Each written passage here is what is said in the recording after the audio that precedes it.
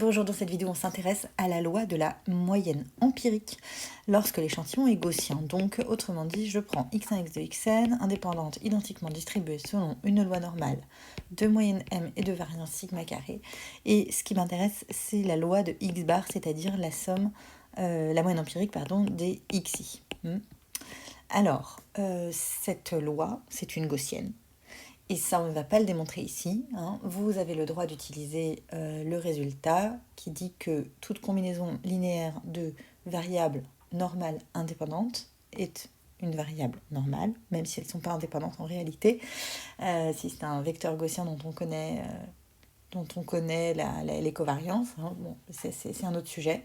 En l'occurrence, pour nous, elles sont indépendantes, donc vous pouvez le démontrer avec les fonctions caractéristiques, ce qu'on ne va pas faire ici. Par contre, ce qu'on va faire ici, c'est qu'on va regarder un petit peu les paramètres de cette loi normale. Donc c'est facile. Vous savez que l'espérance de x bar, eh bien, c'est 1 sur n fois la somme des espérances des xi. Mais en fait, ils ont tous la même espérance, qui est m. Donc c'est 1 sur n fois m. Ça fait m, bien sûr. Et la variance, on l'a déjà fait ce calcul, la variance de x bar, pardon, c'est bien v. La variance de x bar, c'est 1 sur n carré fois la somme des variances des xi. Et donc, ça nous fait 1 sur n carré fois n sigma carré, c'est-à-dire sigma carré sur n. Et donc, vous avez votre résultat qui est que x bar va suivre une loi normale de moyenne m et de variance sigma carré sur n.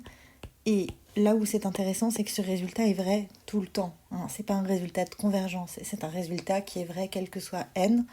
Vous n'avez pas du tout besoin de faire tendre n vers l'infini pour avoir ça. C'est toujours vrai, c'est très utile pour les intervalles de confiance, pour les tests en particulier.